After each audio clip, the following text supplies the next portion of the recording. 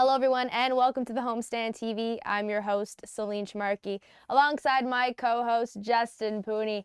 Justin, Patrick Kane, he came out post-game, made a comment to the media, and made the hockey world spin. Let's just say that. So basically, he came out and he was saying, it's exciting to play in front of this crowd. I think he'll probably cherish these 5 games a little bit more before the deadline, just knowing what's going to happen. It's always exciting playing at home. I've always loved playing at the United Center in front of the crowd here.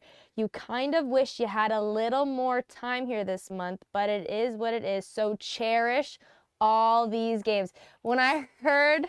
Yes. Get the rumor mill going. The rumor mill's on fire. It's going. How can it not go? Exactly. You have a player of this caliber come out and say this, especially when he's only ever been with the Chicago Blackhawks for his whole career.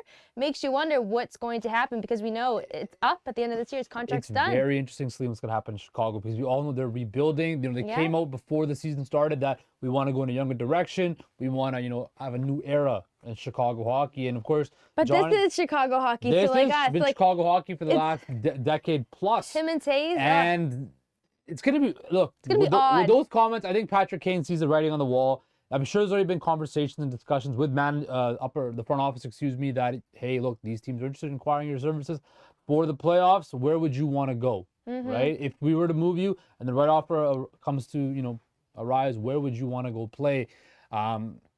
It's going to be weird to see Patrick Kane in another jersey. Yeah. I don't know how to handle it, react to it. But, look, he's a free agent at the end of this year.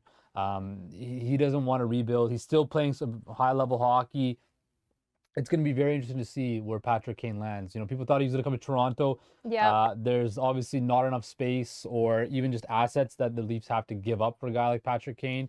You mentioned Calgary's been band-aided around. I don't think how that's going to work. But Patrick Kane's in the driver's seat in this situation. He can decide where he wants to go play. Him and Jonathan Taves both. They have a list of teams that they can go to, and they can determine, okay, I want to go to this team, or that team. And it's up to the Chicago Blackhawks to get the most out of their 2 most iconic franchise players. And I think as the deadline comes closer and closer and closer, you're just going to hear these rumors get bigger, and I would expect Patrick Kane to be on the move come trade deadline time. Oh, he will, especially after these comments. We know that the ball's rolling already, and he's definitely thinking about where he's headed to next.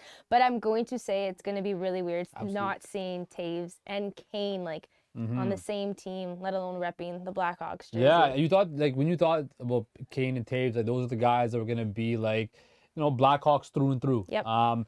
It looks like of that era, it looks like only Crosby, Ovechkin, Malkin are going to be guys that kind of stuck with the same franchise throughout their whole career. But it's very interesting what's going to happen. And it's kind of like, okay, well, where's Patrick Kane going to go? And does he go someplace where he's just a pure rental and then he signs somewhere else in free agency? Or does he go somewhere and where he wants to be to close out his career, right? Well, wherever he lands, there's going to have to be a big cap space for him. Absolutely. He's not going to come for cheap. He doesn't come cheap, right? He doesn't come cheap. But actually, speaking of that, how we were saying how it's going to be odd seeing Patrick Kane in another jersey. Bo Horvat was in another jersey. Okay, I just why do you want to bring this up? Quickly just mention it before we move on. How did that make you feel, Justin? Look, they're chanting his name in the arena. He scored a goal. Look, I'm happy for Bo. He got his money. He got his contract. He looks weird in an Islanders jersey. Looks very odd. Should be in a Canucks jersey, but he would be one of those players too that you would think would ride out his whole career. Hey, he said he wanted to be a Canuck for his whole career, but the way the world works, the way the NHL is, you come and you go. Yeah, sports in general. Now, switching gears to Toronto, but still talking about the trade deadline, the Leafs, they're starting to get the wheels rolling, and one player that they have their eyes on, Jakob Chychrun. So I want to quickly mention this because one of our producers mentioned this to us beforehand, and I looked it up, and sure enough, it was true. So apparently he had Arizona in his Instagram bio. And he took it out. Took it out, and now it just says athlete. And he also followed 3 Austin Matthews, I think Marner, and 3 Leafs players. Look, I love the social media pettiness of athletes is hilarious because they always. But they know what they're doing. They know exactly. There's a method to their madness. They're playing these games, trying to get fans all engaged. Look, the Leafs would love a guy like Jakob Chychrun, but also the Edmonton Oilers would love a guy, and they're heavy in on Jakob Chychrun too. Even the Bruins too. Bruins, right? So there's obviously a bidding war going on here, and who's going to pay the steepest price? And I think the Edmonton Oilers are desperate enough to pay the steepest price because they want to get the most out of this McDavid-Draisaitl era, right? I don't know how the Leafs, what can the Leafs give up? What are the Leafs going to give to get Chychrun, right? And look, Kyle Dubas has pressure too, right? I think Boston is a dark horse team in this deal because they have a bunch of young assets. They don't have the best young assets, but they have some young assets. And they also have, they're the Boston Bruins, right? So how does it work? How is it going to play out? Toronto will be heavy in on him, right?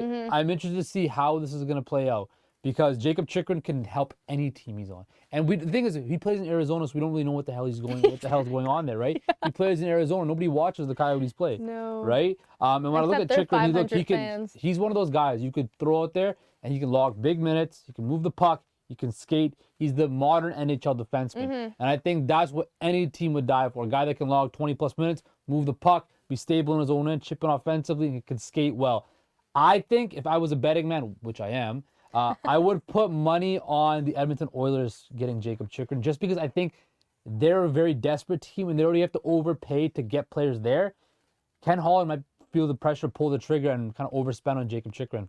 I can actually see him going to Edmonton because the Toronto Maple Leafs, when you think about it too, who do they really have to give up that's worth Chychrun? Like Nick Robertson. Nick Robertson. You have Timothy Liljegren too that you could give up. But Liljegren's been playing well, right?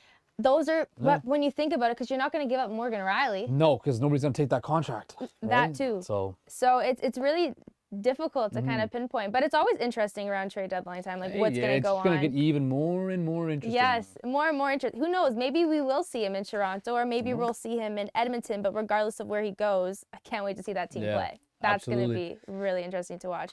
But also, speaking of Jacob, let's talk Jacob Trouba. Yes. So, if you watched the game on Monday, Buddy was laying those bodies everywhere. Nazem Kadri got knocked to the ground in the cleanest Dylan hit Dubé too? Yes, and fights too. There was like a couple fights going on. It was an action-packed game, but it was quite interesting because after the game, I was watching TV and some analysts were talking about how, this is unnecessary, like to be throwing bodies like this. Like there's no point. I'm like, it's hockey. You know it's hockey. You played hockey. Celine, the craziest part is, they were clean hits. They were clean hits. They were clean, legal body checks. And the fact that the NHL and players have every clean body check has to have a subsequent fight involved.